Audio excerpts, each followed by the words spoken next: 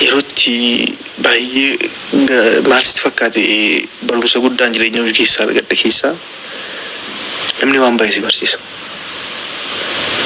Yerootti baay'ee yeroo isin jirutti akkaataan itti jireenya hawaasummaa keessa jiraachaa dhufte keessattuu Hararee erga beektaa Harareen beektaa namoonni Harareen haala hawaasummaa isaas beektaa. Yeroo gara Finfinnee kan dhuftu immoo adda. Ani waggaa 4 akkas erga Finfinnee galee. Wanta achitti baradhee asitti jira miti kan na miidhame maal si fakkaate baay'ee kan itti miidhame ani namoota kaaniif illee barumsa guddaa taa'ee kan yaadu. Qofaa koo boo'ee yerootti boo'ee yeroon baay'ee itti gaddee si galee baay'ee expect godhan ture beektaa expectation amma akkasiin jireenya koratti argeera. Namootatti dhiyaatu namoota baay'ee tariitii waan tokko naa godhattee yookiin yeroo akkasitti namni kun naa dhufettee yookiin nama wayyaa gaafattee an beektaa yoo nama kana namni kun akkamitti akkas ta'an jedha akkamitti akkas godhaan jedha yookiin immoo akkamitti waan kana yeroo akkasii waan gochuu dideen jedha ofin miidha beektaa deebi'eera.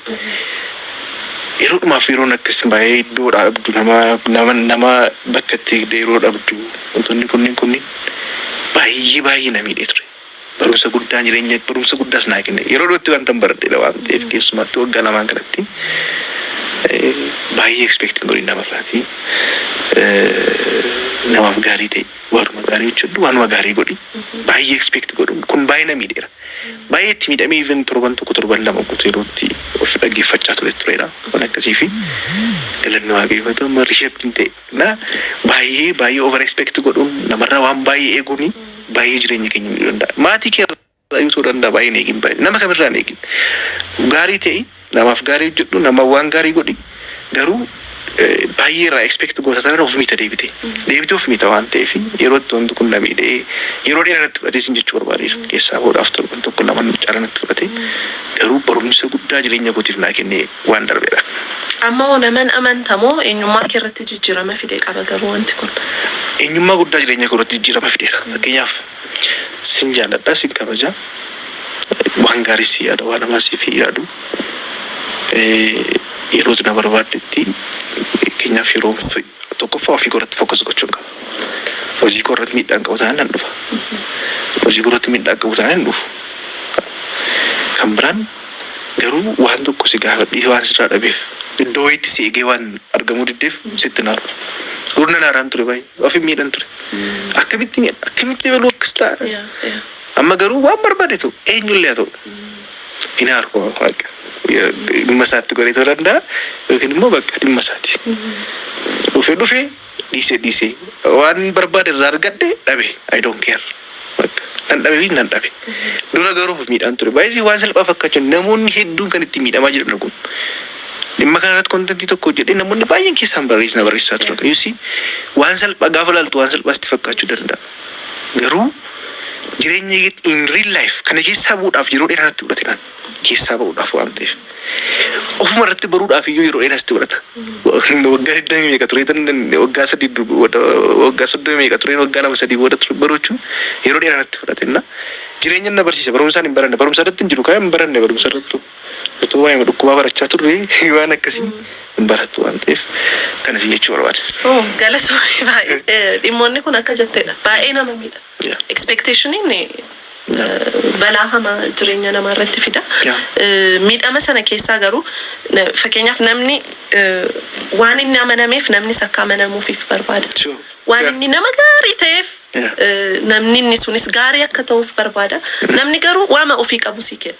Kan akkasitti namana.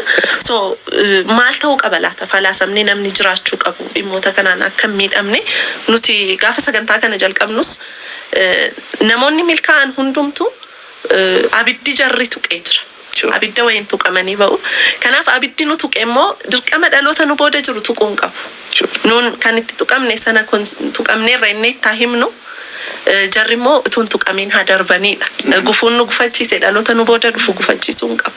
So utuu falaasama wayii sheer naa goote asiinis natti tola falaasama jireenyaa wayii. Akkuma sitti bee jireenyi nuti addunyaa kanarra jiraannu jireenya yerooti. Yoom akka deemnu yoom akka dhugnu hin beeknu. Waan irraa qofa waan amma taaruu beekna malee waan daqiiqaa 3-5 booda ta'uu hin beeknu. Maaliif namni baay'een karoora qabatee manaa ba'ee yookiin sargiin naga jedhe yookiin akkasiin deemee yeroo itti karaatti fargineerra. Kanaafi addunyaa nuti jiraannu kana keessatti guyyaa har'aa keenya jiraachuu qabna. Har'a koo jiraachuu hin qaban. Wanti hordofu harka Waaqaa jiran beeku jedhamu. Wanti darbeera. Namoonni baay'een rakkinni isaanii waan darbetti sammuu isaanii dhiphisaa, sammuu isaanii keessa kaa'aa, wanta kana yaadachaa yeroo isaatti jireenya isaanii miidhaa jiraatan baay'ee isaanii. Darbeera bakka yeroo ani chaalenjiiwwan gurguddaa jireenya koo keessatti amanuuf ulfaatu baay'ee keessummeesseera. Ijoollummaa koorraa kaasee. Waan sun garuu namiidhuu qofaaf osoo hin taane reshape na gochuudhaaf dhufee jedhee yaada. Yeroo baay'ee rakkoon kiyya inni guddaa maal sitti fakkaate qorumsi yookiin chaalenjiin baay'ee gaafa nurra ga'utti chaalenjiin sun waan nu balleessu dhufe waan nu miidhu qofe qofa goone yaadna.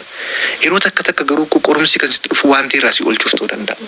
Waan ta'e irraa si hambisuuf ta'uu danda'a. Si galee waan ta'e irraa akka taftuuf ta'uu danda'a. Si barsiisuufis ta'uu danda'a. Karaa dogoggoraa jirta ta'e karaa dogoggoraa sanarraa akka si deebisuuf ta'uu danda'a. Si galee so waan darbe kana darbeera chaalenjiin jireenya keenyatti namni kamiyyuu chaalenjii qabaachuu danda'a. Rakkoon garaagaraa namarra ga'uu danda'a. Rakkoo kana hundumaa dagannee waan har'a jiraachuu qabna. Namni baay'ee yoo ilaalte qarshii qaban uffatu hin nyaatu. Maatii isaaf yeroo hin kennu. Ganaa boorsa borii yaada. Har'a keedha jiraadhu baay'ee hin beektu waan murtu. Har'a kee jiraachuu qabda. Qabda tanaan nyaachuu dhuguu qabda. Wanta qusattu seef gochuun. Kana jechuun fiichar pilaanii qabaachuu dhiisaa jechaan jiru. Namni kamiyyuu mul'ata qaba. Karooran baafatta. Karoora fedha waaqayyootiin jettee keenya waggaarraa kana waggaa 2 gidduutti kan guutaa waggaa 3 gidduutti kan guutaa jetta. Garuu isa qofaaf jettee har'a keemoof miidhaa jiraatta yoo ta'e gammachuu dhabaa jirta jechuudha. Gammachuu argachaa hojjechuu dandeenya. Hojjennee gammachuu argannaa osoo hin taane gammachuu argachaa gammadaa argachuu dandeenya. Akkuma isin jedhe kan biraan immoo baay'ee akkuma waa'ee expectation irratti baay'ee gadi buusuu qabna. Namaaf gaarii ta'e bakka namaaf gaarii ta'e. Gaarummaan suni tarii nama sana irraati feedbackii bareedaa argadha jettu osoo hin taane gaarii ta'uun kee si galee yeroo irratti dhuguma si kaffala waa'ee tuutti hin beekin. Garuu nama sanarraa waa'ee deeggaruu yookiin immoo kanan argadha jettee kanaa godhattee deemtee waan hamaa namni sun deebi'ee hamaa diinasi ta'uu danda'a waan gaarii gooteef. Gaarii namaaf ta'e namaaf waan gaarii godhii namatti hin darbini nama miidhini. Gammadii jiraadhu kolfii jiraadhu har'a kee jiraachuu qabda. Jireenya kee fayyaa kee immoo eeggachuu qabda. Keessattuu of dhibbisuu hin qabdu. Keessa jireenya keessatti nama jibbiinsi keessumaa negatiif enerjiin xiqqoo jireenya keessa galuu jalqabeennaan. Keessumaa oo negatiif enerjiin yookiin immoo humni negatiivaa jireenya keessa galuu jalqabeennaan jireenya kee jeeqamaadha baay'ee. Fayyaan kee dhiibbaa dhiigaa godhattaa, dhibee sukkaaraa godhattaa, maal godhattaa, isa booda garaachaa si dhukkuba, asiidii garaachaa kee baay'ee madda, of miidhaa jiraatta. Kanaafi namaaf gaarii ta'uu qabna. Yeroo hundumaa waan gaarii yaaduu qabna. Just galateeffachuu baruu qabna. Immoo keessumaa inni guddaan namni baay'een argatedha. Waan jedhudha. Hojii hojjetee kun namni tokko jiru baay'ee.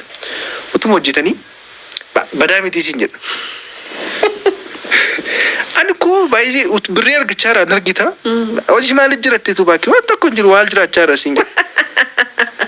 Yusi an dhuguma jireenya keetti waan angirratti tulu keessaa tokko maal akka ta'e beektaan beekte ayyuun isaati manaan gosa. Birrii 10 argadhee 100 argadhee 200 argadhee hanga galateeffadha yaa waaqessaa galatu waaqeffa galatu borummoo kana caalu arganna. Dhuguma isin jedhaa inni mana argadhamu. An jireenya koo irratti practice godhee wanta argadha. Kan argattutti galateeffadhu bakka. Yooma waan dhabdillee fayyaa qabaachuu keetti qilleensa arganuu keetti oksijiinii kana akkoo daqiiqaatti kaffalamaa fi kan oksijiinii irra godhamee namni jiraatu jira. Sombati ittiin argattu kanaan artificial kan godhamee ittiin argamu jiraachuu danda'a. Miilla ittiin deemtu kana namni miilla dhabee ta'u meeqa jira. Galataaf sababan dhabu. Sababan dhabu ta'ee taa'imii barreessi. Birrii yoo dhabdee fayyaa qabda nama fayyaa hin qabne baay'eetu jira waan ta'e. Ija qabdaa nama ija hin qabne meeqa jira waan ta'e. Kanaafi yeroo hundumaa immoo galateeffachuu jireenya keenya keessatti galateeffataa ta'uun baay'ee barbaachisaadha. Galateeffachaa nama wajjin hariiroo gaarii mana jiraachuu jechuun barbaada. Ulfaadhu galatoomii injifannoon galata keessa yeroo ajaa'iba. Galatoomii yaada kana kaasuu keetti baay'een gammadee dha. Thank you ulfaadhu. Ulfaadhu galatasa ammas akkanas. Galatasa.